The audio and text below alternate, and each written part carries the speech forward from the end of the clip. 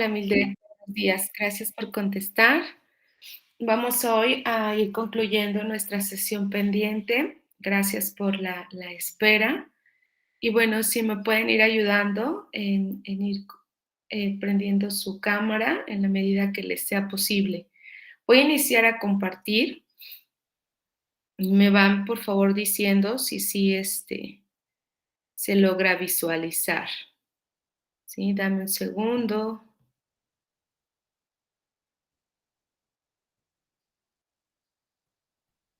Ok.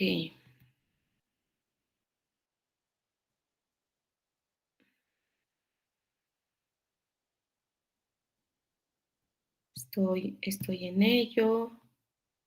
Pantalla completa.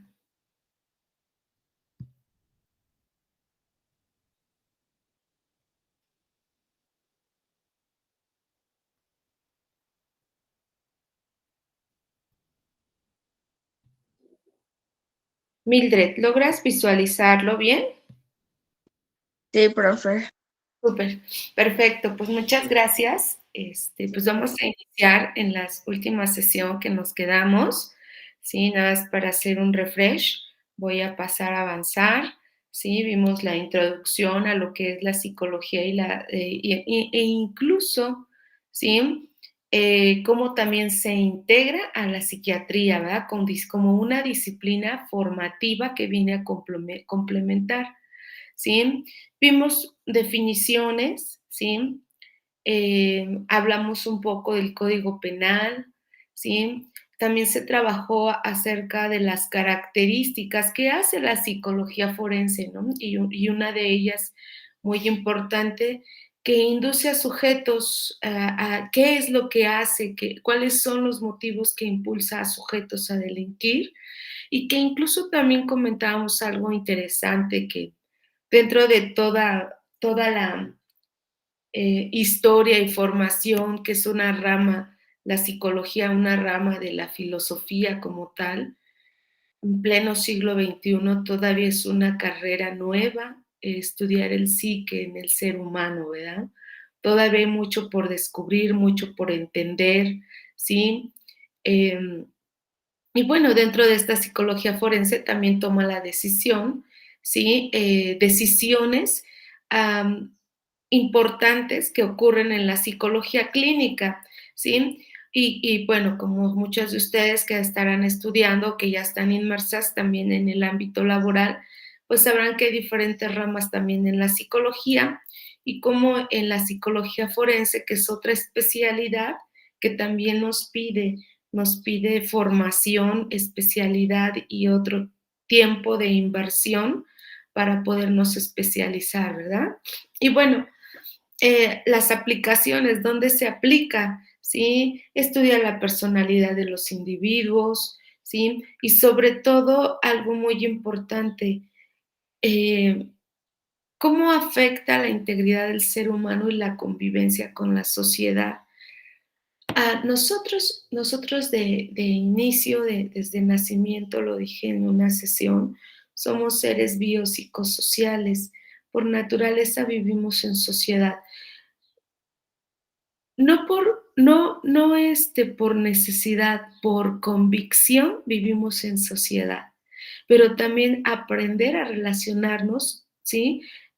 Con los otros es todo un trabajo. Por eso hay normas, hay convivencias, etcétera, que regulan el comportamiento en la sociedad del ser humano, ¿sí? Entonces, por eso también es la importancia cómo vamos a trabajar o por qué son sus aplicaciones. También va a haber motivaciones internas, causas de sus acciones y bueno, también su aplicación son peritos por excelencia para efectuar estudios sobre su personalidad, intereses, capacidades y habilidades personales.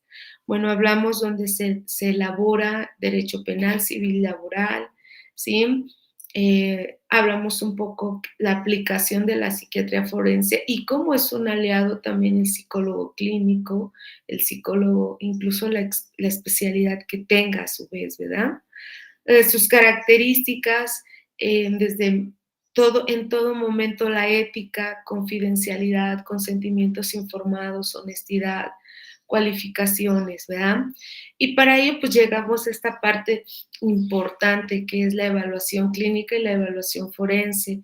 ¿Cuál era la diferencia entre una y otra? Y cómo ambas van a jugar un papel muy importante, ¿sí?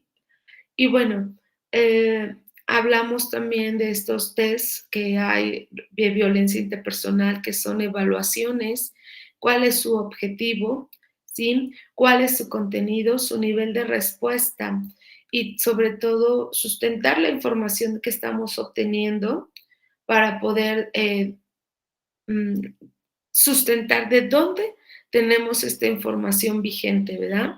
Entonces, bueno, la vez pasada, la última vez que tuvimos la clase, se habló de en qué consiste este tipo de evaluación que es sobre la violencia interpersonal específica, ¿verdad? ¿Qué es lo que se mide? ¿Qué es lo que vamos a obtener de cada uno de ellos? ¿Sí? ¿Qué rasgos son importantes y que debemos de decir? E incluso antes de preparar nuestro reporte, antes de entregar lo que es una evidencia totalmente sostenible, ¿sí? Pues debemos de verificar lo que estamos aplicando, ¿verdad? ¿Qué es lo que nosotros vamos a aplicar? ¿Cómo lo vamos a obtener? Y que incluso mm, encontraremos sesgos y vamos a ver qué va a ser la consecuencia de estos sesgos, ¿verdad? Y bueno, vamos a ver, ese por un lado fue el primero que vimos, que fue este de violencia intrapersonal específica, ¿sí? Sus ítems que juegan un papel muy importante, sus ítems de riesgo, ¿verdad? Que van a agrupar pues categorías, ya sea clínicos, de riesgo futuro y escala de chequeo factores de riesgo, ¿sí? Entonces, cómo cada uno de estos de estos aplicativos que se van a llevar a cabo tienen sus ítems de riesgo, ¿sí? Y también tienen un listado de ítems que son desde una entrevista semiestructurada, una versión adicional de cribado, etcétera. Y esto es importantísimo, ¿sí? Porque nos va a arrojar un resultado en el cual el adulto, ¿sí? En este caso el paciente, ¿sí? Afectado por trastornos, ya sean mentales graves o con una historia delictiva, ¿sí? Puedan obtenernos esta evaluación, ¿sí? Para poder deliberar un resultado y poder hacerlo en un reporte, ¿verdad? Entonces, violencia intrapersonal específico, pues nos va a arrojar esto. No lo leo porque esto fue el que ya vimos la última vez.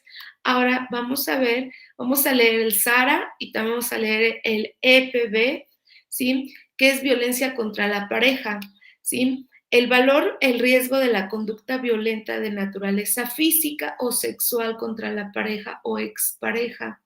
Y el contexto forense va a ser penitenciario o clínico. Ahí nos va a llevar esta evaluación que es violencia contra la pareja. Vamos a ver sus ítems que nos arrojan 20 ítems que son de factores de riesgo agrupados a la categoría, también aquí va a haber categoría histórica, ¿sí? Recuerda que el paciente también viene con toda y su historia de vida, viene con todo su contexto, creencias, referentes, ¿sí? Entonces, no viene solo, fíjate todo lo que vamos a ir trabajando. Y pues bueno, dentro de él va a estar la parte clínica, riesgos a futuro y va a incluir también factores críticos, ¿sí? Y entre ellos vamos a revisar la escala de chequeo y factores de riesgo, ¿sí? En esta parte hay una puntuación superior a 19 anticipada a reincidencia.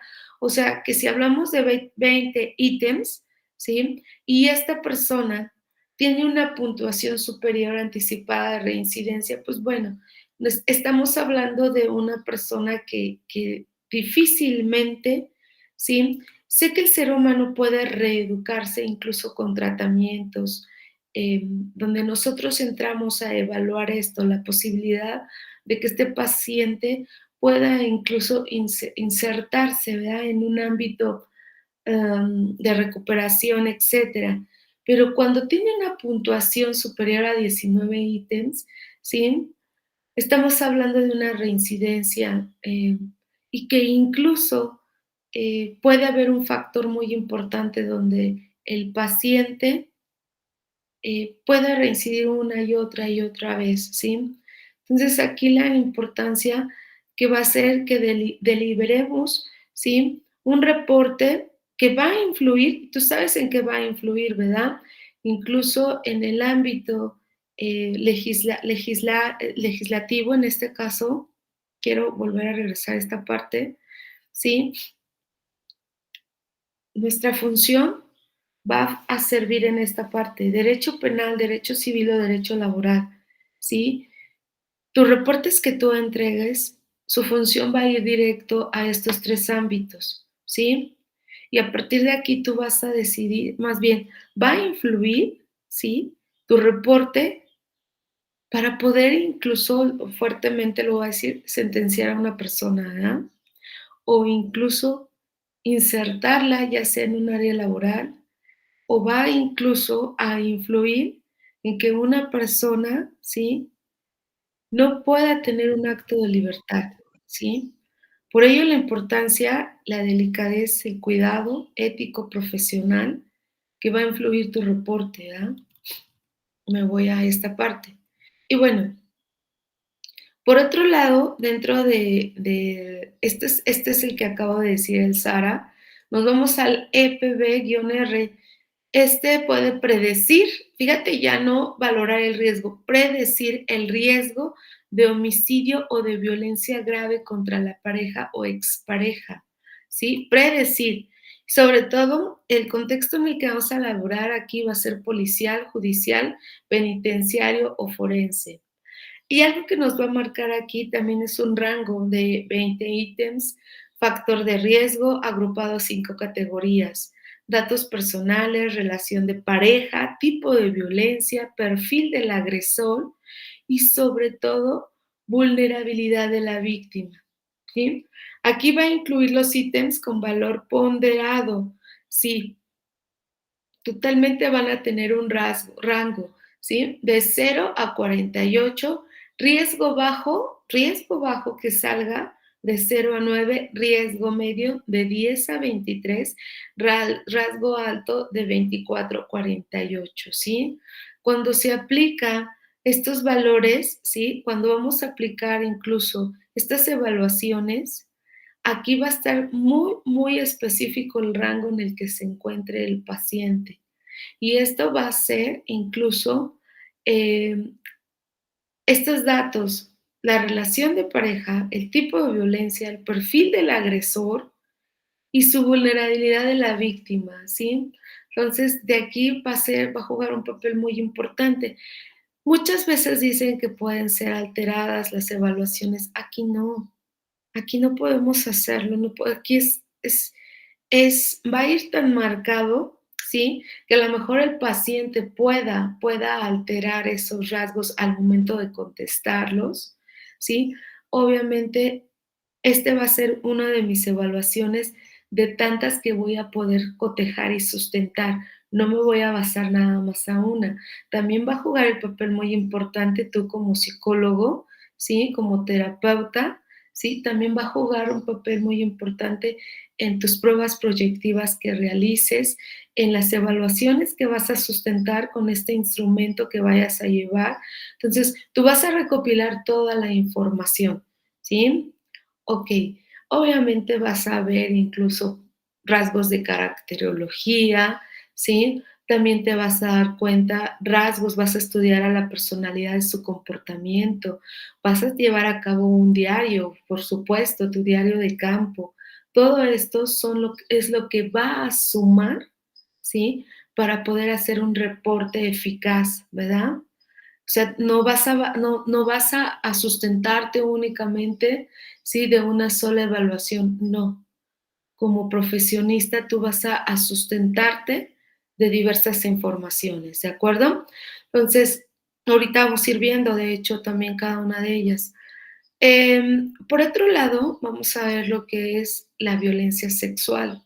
Para ello, pues vamos a ver, vamos a aplicar también el SBR-20.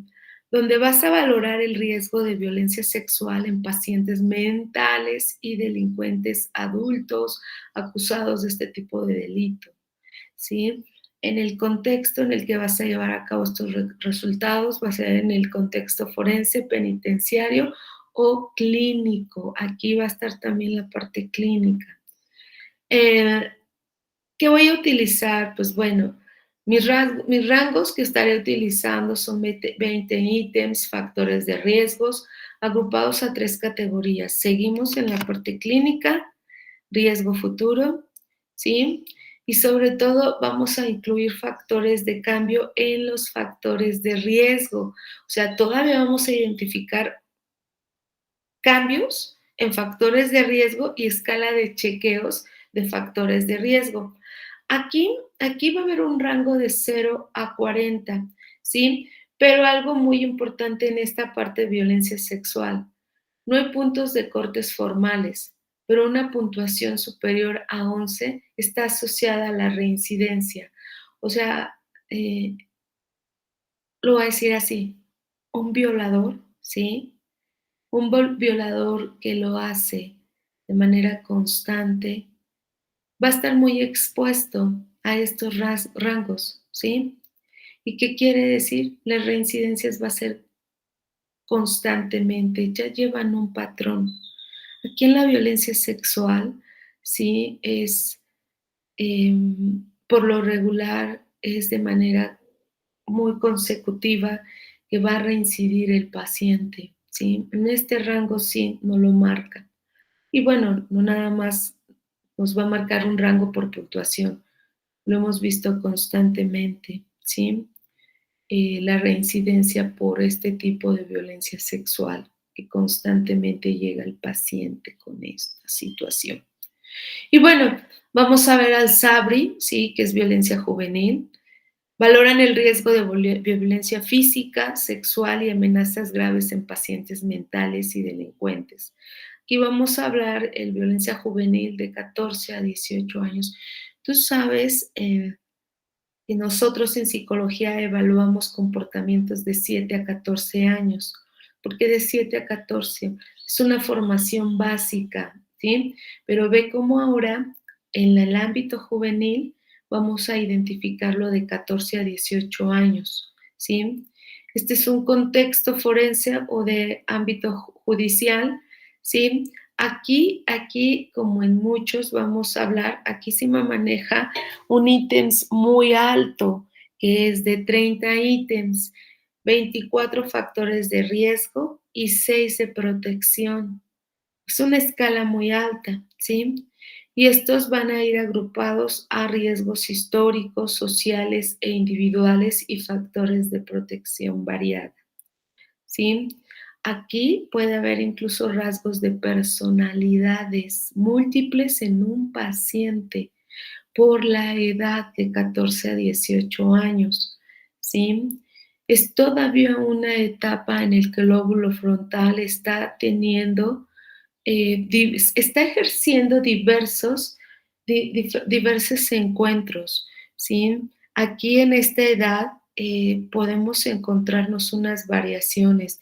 Aquí se puede trabajar constante por el paciente, sí, sí, porque está en un proceso incluso que podemos todavía reeducar, ¿sí? Todavía concientizar, trabajar, apoyarnos también con el área psiquiátrica forense, sí, precisamente por la edad, ¿sí? Aquí potencializamos al paciente, ¿sí? O aquí incluso es el acto de formación muy importante que puede tener. Aquí podemos asociar, incluso trabajar con Erik Erikson, con sus etapas de crecimiento. Entonces, todavía aquí podemos incidir muchísimo en el paciente y hacer un gran trabajo, ¿sí? No quiere decir que en un paciente adulto no. Sin embargo, cuando acabo de decir por su formación en el lóbulo frontal, todavía podemos actuar y hacer muchos cambios, ¿sí? Ok, y bueno, para ello vamos a identificar aquí esos sesgos de evaluación, pero también sesgos cognitivos, en los cuales hay un impacto en las ciencias de la psicología forense, ¿no? Los sesgos cognitivos y los errores de razonamiento pueden ser problemática para cualquier tipo de profesión, ¿sí? Por ello te decía, no puedes nada más basarte, ¿sí? Y tomar una evaluación de estas únicamente para sustento, para hacer una declaración o un reporte, ¿sí? Tenemos que utilizar diferentes tipos de herramientas, ¿sí? Y bueno, las determinaciones psicológicas forenses, los errores de esta índole son mucho más perjudiciales porque pueden llegar a quebrantar la justicia. Esto debido a que las opiniones de estos profesionales suelen tener mucho peso en una decisión judicial. Por ello es lo que te decía, imagínate todo lo que tú vas a obtener de información y sustentar la veracidad de lo que estás declarando o incluso las respuestas, las posibles respuestas que puedas encontrar, ¿sí? En estas opiniones profesionales que tú vas a tener con mucho peso y obviamente opiniones totalmente objetivas, ¿verdad? Ok, y bueno, cabe mencionar que aunque los sesgos no lleven necesariamente a conclusiones incorrectas, es importante basarse en factores relevantes y no en información subjetiva, que es lo que acabo de mencionar, totalmente objetiva. De este modo es posible aumentar la probabilidad de alcanzar conclusiones totalmente objetivas y justas para los involucrados, ¿sí? Y bueno, ¿qué es en realidad? ¿Qué será un sesgo? ¿No? Ese sesgo cognitivo consiste en una interpretación totalmente sistemática, ¿sí? Y errónea de la información disponible y que ejerza influencia en el momento de procesar la información. Generar pensamientos, emitir juicios y tomar decisiones, esto es todo un sesgo cognitivo, ¿sí? Por ello, el cerebro ejecuta millones de procesos mentales al día, por lo que la probabilidad de que algún sesgo cognitivo influya en él es alto. Sí, alto. Imagínate que estás viendo una película, ¿sí? No sé, se me llega a la mente La Isla, no sé, alguna película de psicología donde influya, donde tú estás muy metido en esa película, ¿sí? Y que incluso estés tratando de ayudar el caso, ¿no? Hacer el caso. El sesgo va a derivar de una predisposición psicológica, ¿sí? Fíjate cómo va a predisponerse, que conduce a conclusiones rápidas e incluso ilógicas. No sé si te ha pasado que de repente estás sacando tus conclusiones e incluso si te han puesto a hacer algunas prácticas en la carrera y estés haciendo hasta anotaciones, ¿no? Sí, fíjate lo que va a hacer el cerebro, porque va a ejecutar millones de procesos mentales, por los que la probabilidad de que algún sesgo cognitivo va a influir en él, por supuesto que sucede. Incluso tú podrías asegurar y aseverar que la persona que estaba, o sea, siguiendo la trama, ¿sí? Tú podrías decir, no, pero todo me lleva a lo que está pasando aquí y el presunto culpable puede ser tal, ¿no? Por eso los sesgos van a derivar de una predisposición psicológica que va a conducirnos a estas conclusiones rápidas e incluso ilógicas o que para ti sean lógicas. Por eso te digo que un sesgo va a ejecutar millones de procesos mentales al día, ¿sí? Y va a haber un rasgo subjetivo en ti con alguna probabilidad, ¿sí? De decir o sustentar el por qué el paciente hace ciertas situaciones y vas a tratar de intentar buscar, sobre todo buscar, ¿sí? Alguna lógica que ayude a ciertas conclusiones que tú estés emitiendo en determinado momento, ¿sí? A ver, para ello voy a hacer una pausa aquí tantito antes de continuar. ¿Cómo escuchas esto que estoy comentando? ¿Podría alguien parafrasearlo o decirlo con sus propias palabras? ¿O cómo entiendes que puede haber un sesgo, sí, en una evaluación psicológica? A ver, ayúdame a alguien de los que estén aquí. Sí.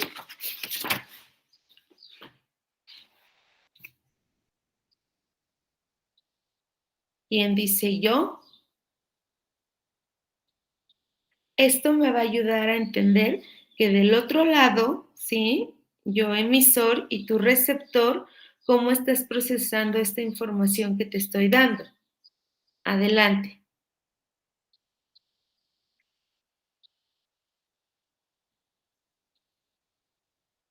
Sí, si hay alguien ahí,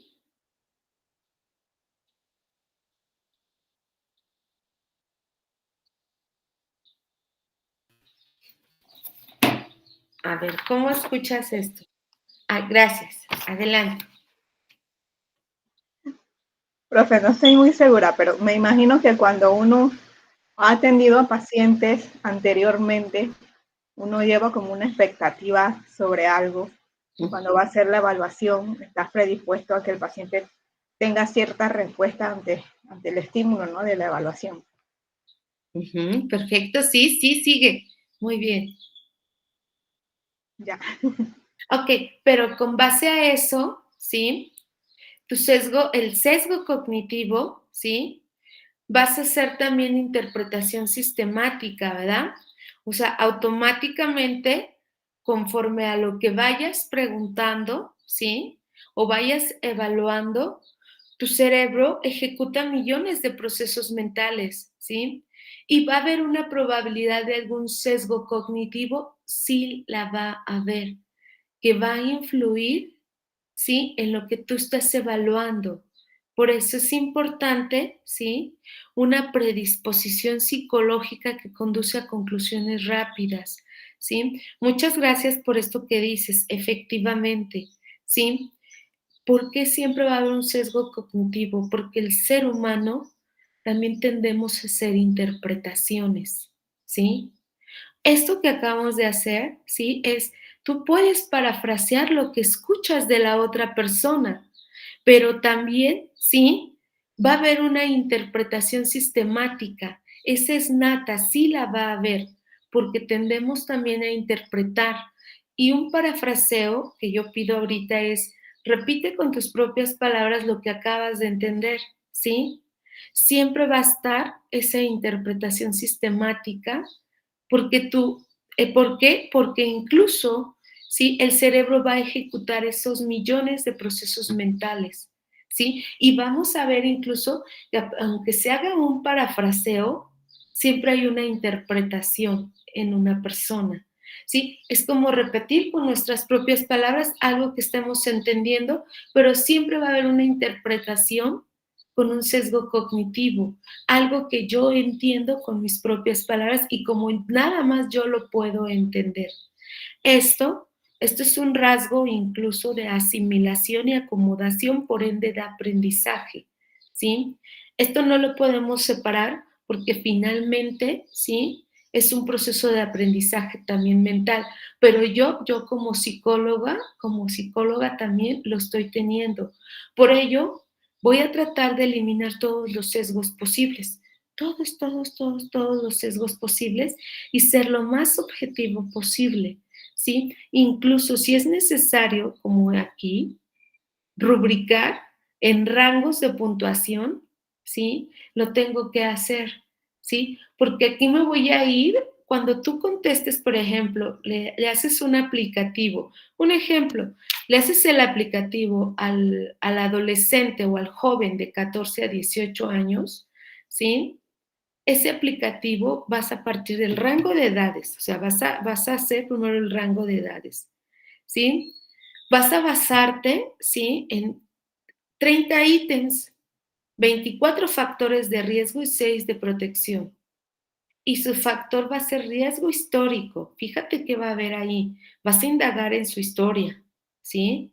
Vas a indagar incluso en sus rasgos sociales, cómo han sido, en este caso de esta persona, del individuo, ¿sí? Y vas a indagar, ¿sí? Para obtener información, pero sustentada de manera objetiva con rangos, ¿sí? Que puede haber una alteración cuando te conteste el paciente. Fíjate que dentro de toda esa alteración, sus respuestas, ¿sí? Son dicotómicas, ¿sí? ¿Qué quiere decir? Es o es esto o es esto. No te voy a dar otra oportunidad de que sea otra posibilidad de otra cosa. Por ello, es tan importante que estos aplicativos están sustentados, están fundamentados y es únicamente para obtener datos, para obtener información que me va a servir para poder hacer mis evaluaciones y reportes. Esto es un referente, estos aplicativos que voy a llevar a cabo son referentes que me van a servir para sumar también otros puntos más. ¿Y qué van a hacer estos? ¿Sí? Ahorita que hablo de estas evaluaciones de posibles sesgos, fíjate cómo puse aquí a la persona, ¿sí? Donde también voy a estar de manera objetiva observación. En toda investigación, la observación va a jugar un papel muy importante, ¿sí? La observación va a ser algo que me va a determinar y con mi estudio, formación y preparación profesional, la observación va a ser muy importante. Incluso hasta puedo tener ahí dentro de la investigación rasgos de grafología, cómo escribe el paciente, cómo incluso es su escritura. O sea, voy a indagar en él en todo y voy a tener una de estas aplicativos que acabo de leer con anterioridad, que también me va a servir como un rango muy importante, ¿sí? Por ello, ¿ok? En estos sesgos, ¿sí? Consiste, como habíamos hablado, esa interpretación sistemática, pero también los sesgos pueden producir tres motivaciones centrales: procesamiento heurístico, atajos mentales, ¿sí? Y va a haber motivaciones de carácter emocional o moral, y van a jugar un papel muy importante en la influencia social. Por ello, ¿sí? Es importante que en la psicología forense es la rama de la psicología jurídica que va a aplicar los principios e investigaciones, ya sea psicología criminal, psicología de testimonio o victimología, para asesorar a jueces en los litigios, que los van a requerir. Sin embargo, los profesionales forenses son susceptibles a los prejuicios cognitivos, ¿sí? Tal como les podría pasar a cualquier persona, ¿sí? ¿Qué quiere decir? El problema radica en que los sesgos de estos profesionales pueden llegar a impactar en la vida negativa, ¿sí? De otro individuo. De hecho, pueden influir en decisiones de culpabilidad, ¿sí? De un acusado, los años de cárcel, lugar de cumplimiento de pena o del tipo de centro de rehabilitación mental al que se vaya a canalizar, ¿sí?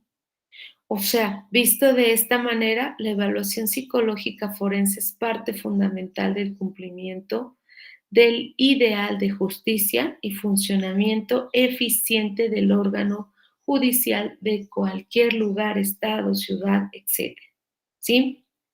Y bueno, la opinión y evaluación debe de ser lo menos subjetiva, sesgada posible, para mantener el profesionalismo en todo momento y como deber moral evitar perjuicios a otro individuo. ¿Sí? Pero ¿cómo vamos a evitar todo esto? A ver, consecuencias de la evaluación. Fíjate lo que dice. Aquello que existe de alguna manera existe en cierta cantidad. ¿Sí? ¿A qué te suena esta frase con lo que estamos relacionando? A ver, alguien abra su micro y dime, por favor, apóyame a participar. Aquello que existe de alguna manera existe en cierta cantidad. ¿A qué te lleva? ¿Qué te dice?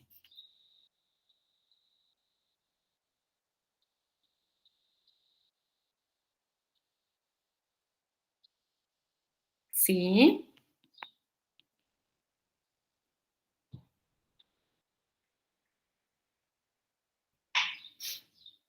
¿Qué te dice la frase?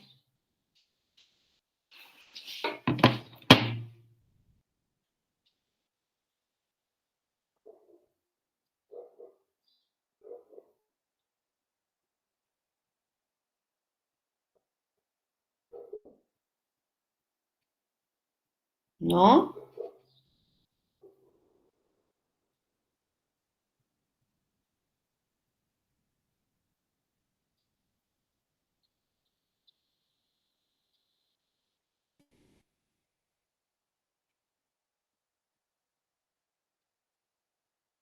No, no, no. A ver, abre tu micro,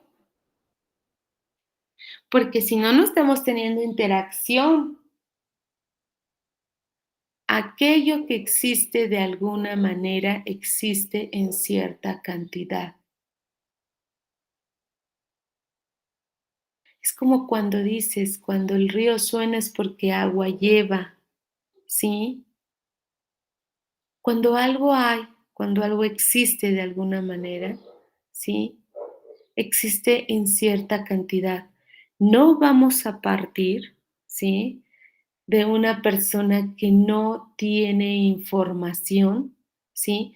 Que no ha sido incluso, lo voy a decir así de esta manera, ¿sí? Si estamos hablando de un crimen que se cometió, ¿sí? Es porque de alguna manera existe algo que ya hubo ahí y donde vamos a indagar es, ¿qué lo llevó a que cometiera esto? ¿Hay algo anormal? Sí. No es normal las situaciones o sentencias en las cuales se está llevando a cabo la evaluación. Por ello, inicié poniendo esa frase, ¿sí? Ok, ¿cómo medir el tiempo? ¿Cómo evaluar lo psicológico? Es una muy, muy buena pregunta. A pesar de ser actos de razonamiento de cualquier individuo, los psicólogos forenses realizan diversas prácticas que les permiten minimizar los efectos y consecuencias de los sesgos cognitivos. Las estrategias más recomendadas y utilizadas para esta profesión son, fíjate cómo debes de tener cuidado en esto, apuntar cuidadosamente toda la información recopilada en entrevistas para evitar interpretaciones y basarse en la propia capacidad de memoria, ¿sí? Por eso hablaba de tu anecdotario, tu diario de campo. Qué importante, ¿sí? Que incluso al momento que vayas a hacer tus entrevistas con el paciente, lleves a cabo todo y la observación va a ser un papel muy importante, ¿sí? Tener presente algunos datos que puedan determinar, ¿sí? O incluso desmentir la información obtenida a fin de evitar sesgos de confirmación. Es muy importante, ¿sí? Por otro lado, antes de que lea la siguiente presentación, es importante trabajar con un checklist para trabajar pausadamente en todo aquello que está en tu lista y evitar modo automático, ¿sí?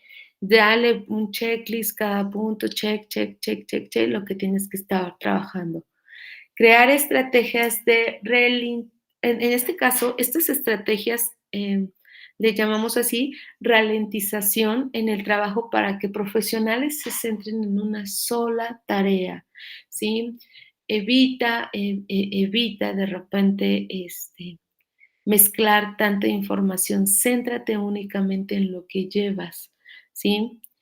Y bueno, Puedes complementarte con libros y artículos para reducir sesgos, utilizando información de líneas basadas en comportamiento y sobre todo tomar en cuenta a la oposición. ¿Qué quiere decir? Acusación o defensa. Además de trabajar con información que sirva para desconfirmar lo que posee y utilizar métodos estandarizados para obtener información. ¿Sí?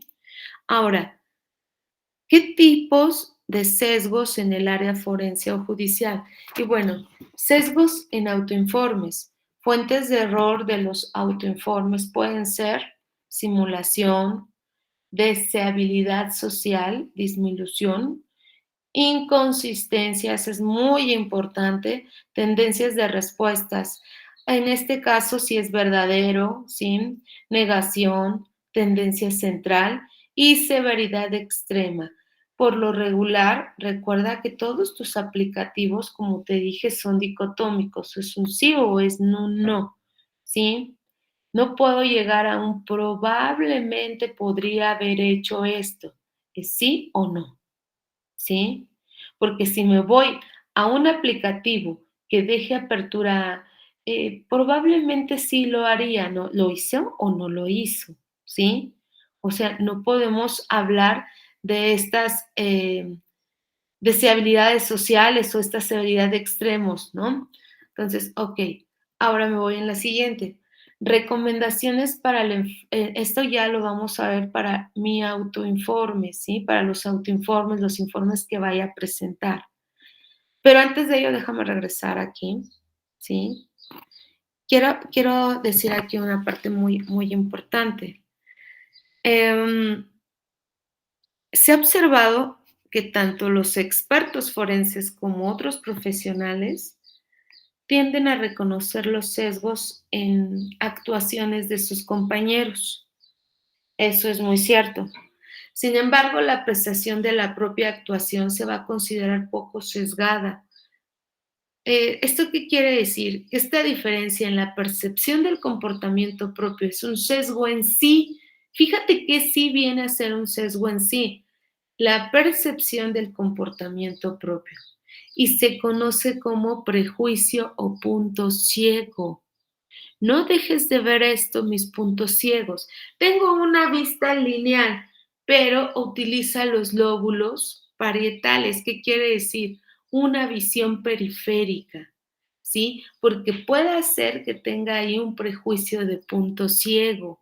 Y cuidado con eso, porque puede ser el más común en el campo forense, ¿sí? Y parece que puede ser una referencia a la tendencia de interpretar involuntariamente datos de evaluación de manera que apoyen a la parte que representas, ya sea como defensa o acusación. Fíjate cómo sí puedo empezar a tener un punto ciego ¿sí? Hacer involuntariamente un dato de evaluación de manera que voy a apoyar a la persona que represente, ¿sí? Esto es muy común, muy, muy común cuando llegue a pasar, ¿sí? Entonces, sí es importante que identifiques los puntos ciegos. Y también existe el sesgo de confirmación, que es la tendencia a buscar, a atender información que confirme tu hipótesis en lugar de información que puedas desconfirmarla, ¿sí? Sesgo de confirmación. Y por otro lado, voy a encontrarme con casos que representen el afecto anclaje. Ay, no olvides esa que es tan importante, el afecto, el efecto más bien, efecto anclaje, ¿sí? Que es aquella tendencia a confirmar más en la información obtenida inicialmente que en la obtenida posteriormente. Me anclar, ¿sí? Si acabo de hacer descubrimientos en mi paciente, puedo tener un afecto anclaje que en las primeras versiones, ¿sí? Pueda estarme ya centrada mi información de hipótesis. En lugar de desconfirmarla, me anclo totalmente y pareciera que estoy buscando esta respuesta, ¿sí? Y bueno, está similar al efecto anclaje que puede hacer referencia a la tendencia de volverse cada vez más seguro, ¿sí? De un diagnóstico inicial y excluir otras posibilidades, la cual también es muy famosa en el campo forense judicial. Es lo que te decía de tu visión lineal. Parece que ya me anclé, ya está aquí y no puedo ver más allá de lo evidente, ¿sí? Porque mi sesgo de efecto anclaje me ancló a la primer posibilidad y desde ahí ya no me permite mi periferia ver más allá, ¿sí? Esta también es de, no quise omitirla porque tiene un impacto fuertísimo. Por eso muchas veces también es importante que dé a leer mi informe a otro colega para que también me permita ver su perspectiva. Aquí es cuando trabajamos en conjunto, ¿sí? Cuando otro colega me dice, por favor, quiero que leas mi informe y puedas mirar, ¿sí? Desde otra perspectiva, ¿sí? Tus otras posibilidades, ¿sí? Para que no me quede acotado. Y ahí al colega le permito ver desde mi visión otras perspectivas y le puede ampliar el panorama para que no nada más se acote en esa posibilidad, ¿sí? Ok, hasta aquí, ¿cómo vamos? ¿Cómo escuchas esto? A ver, ayúdame a saber que hay alguien del otro lado. ¿Cómo escuchas hasta aquí?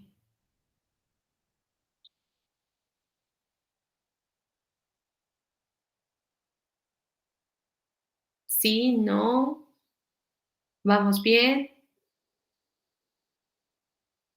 Bueno, desde mi punto sí vamos bien. Sí, se está entendiendo. Sí, pero Ok, muchas gracias. Bien. Ahora, ok. Ujú. Recomendaciones para el empleo del autoinforme. Sin embargo, siento, ok, ¿sabes? Me quiero quedar aquí tantito, aquí. ¿Por qué? Porque la importancia de la objetividad en el sistema judicial y psicología forense, cuando de decisiones judiciales se trata, es imprescindible el estudio de los procesos cognitivos que van a influir en una decisión. Quiero hablar de esto antes de irme al reporte. Pues en la búsqueda de un sistema judicial más transparente y confiable, es necesario atender estos aspectos de sesgos, ¿sí? Si bien la metodología de los juicios orales es beneficio o beneficia, ¿sí? Y propicia un ambiente de importancia justicia, ¿sí? También se ve expuesto una mayor cantidad de influjos que pueden ser definitorios al momento de tomar una decisión.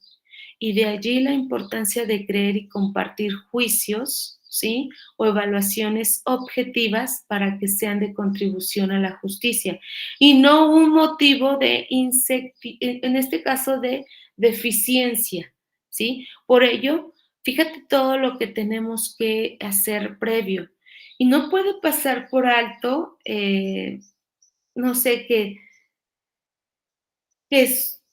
terminen una labor psicológica forense sea un efecto de carencia, angustia o pensamiento propio, sino una lista de características que estés evaluando, por lo que la objetividad es un trabajo constante y voluntario que influye en el profesional, en los involucrados y en el sistema general.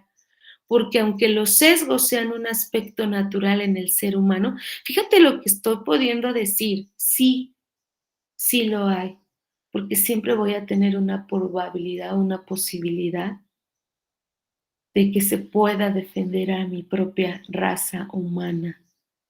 ¿De qué? Pues obviamente para poder, porque soy también un ser humano, nada del humano me es ajeno porque soy humano. Y porque aunque los sesgos sean un aspecto natural en el ser humano, para un profesional en psicología forense es un deber trabajar en la objetividad de cada uno de sus razonamientos. Me tengo que olvidar un poquito, aquí sí es crudo, de la parte humana y ser lo más objetiva en cada uno de mis razonamientos. Lo más objetivo. No me puedo dejar llevar, ¿sí? Con mi posibilidad de que pueda la persona, ¿sí? Tener una transformación y que pueda ser inocente, porque estoy hablando de una persona que voy a dejar ir a una inserción social, ¿sí? Y pueda dejar ir a una persona que reincida una y otra vez y pueda hacer que afecte a personas inocentes, ¿sí? Bueno, ahora sí ya, no quería dejar de decir esto, la importancia. El sesgo es un aspecto natural en el ser humano e encontramos incluso bastantes sesgos. Adelante. Buenos días, profesora. Bueno, yo lo veo desde la manera, porque yo recuerdo que esta parte que usted puso de la frase yo lo di en algo de psicología estadística, ¿no? Entonces eso va ligado más bien a la manera en cómo nosotros vamos a medir lo que es la psicología, pues que siempre debemos tener como un instrumento psicométrico para que realmente tenga validez en base a lo que nosotros observamos, pues, porque no podemos entonces interferir con nuestras creencias personales. Digamos, cuando estamos viendo al acusado, él va a decir un ejemplo, ¿no? Bueno, yo lo hice porque yo soñé con Dios y Dios me dijo que matara a esta persona.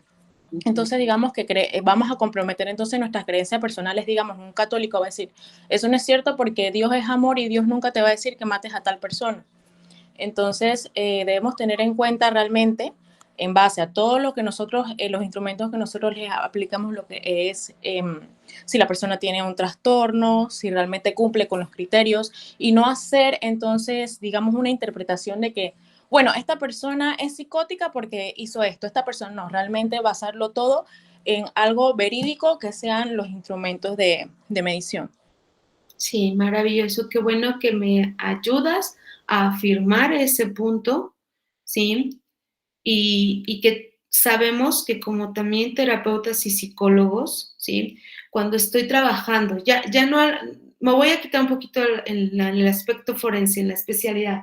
Estoy trabajando aquí en el diván con el paciente y si hago mis contrarreflejos y mis propios pericos internos hacen el contrarreflejo con el paciente, estoy haciendo una falta de ética y profesionalismo porque quiere decir que no estoy resuelta yo, ¿sí? Y que cuando estoy trabajando con el paciente, ¿sí? Mis contrarreflejos, ¿sí? Están invadiendo mi percepción y que incluso lo que yo pueda decirle a mi paciente va influido por mi percepción porque hice un autorreflejo con la otra persona. Quiere decir que no estoy yo preparado para hacer un acompañamiento porque estoy igual de tronado o tronada.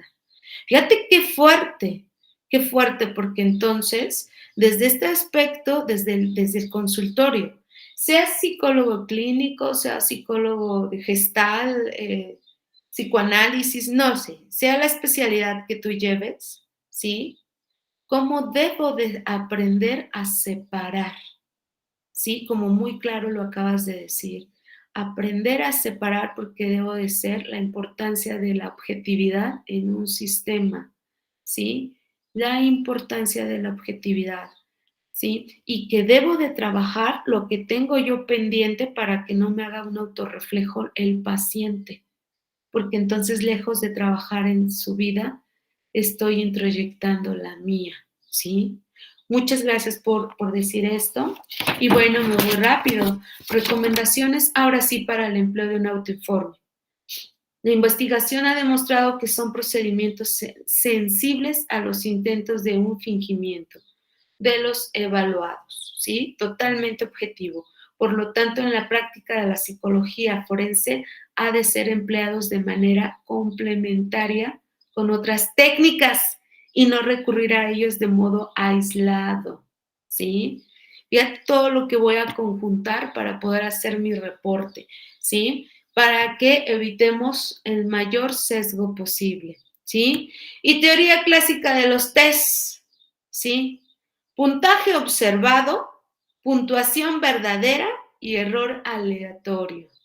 XI igual a TI más EI, que quiere decir puntaje observado, puntaje verdadero más error, ¿sí? Aquí sí puedo sacar mi teoría clásica de los tests. Y bueno, error aleatorio en el proceso de aplicación de prueba, condiciones ambientales, límite de tiempo, condiciones de cuerda. Por eso debes de llevar con el tiempo necesario y la persona debe de saber que cuenta con un tiempo el paciente determinado para contestar, ¿sí? Y las condiciones. Atributos sujetos, aprendizaje, desarrollo y educación, agotamiento, incomprensión de las instrucciones, motivación, ansiedad, variables, ¿sí? O sea, todo esto también va explícito en un error aleatorio. También va a ir explícito el proceso cualificativo, pruebas, subjetividad, diversos evaluadores, ejemplos de exámenes, ¿sí? Entonces, esto debe de estar aquí cuando vemos estas teorías de clasificación de los test. Ahora, errores sistemáticos. La prueba mide algunos otros aspectos. Si la intencionalidad del autor para ello, aunque haya errores, podemos establecer orden entre sujetos. Ejemplo, ¿sí? Báscula 140 kilogramos. Siempre evalúo introversión social, pero hay un ítems de depresión, ¿sí? ¿Qué quiere decir? Acuérdate que los ítems ya están categorizados y qué es lo que vas a medir, ¿sí? Por eso lo marca en estos errores de sistemáticos. Fiabilidad en la precisión de los resultados obtenidos en una aplicación o el grado en el que el error afecta al resultado, ¿sí? Esto es un alfa de coverage en este caso, consistencia interna. Por eso voy a basarme en la fiabilidad, la validez, que la prueba mide lo que dice medir y permite tomar las decisiones adecuadas. Consecuencia, uso de los tests, ¿sí? Uso ético de los test, confiabilidad, en este caso es forense. Garantizar la intimidad sujeto o cliente. Ausencia, distracciones o instrucciones. Protocolo válido y útil y comprensión de los tests. Por ello, incluso acabo de aplicar alguna duda y explicar a partir de este momento ya no puedo resolver las dudas, vas a entrar a la aplicación, ¿sí? Y por ello ya no voy a poder yo, ¿sí? Ayudar, ¿no? Entonces, eso se lo tengo que hacer saber, ¿sí?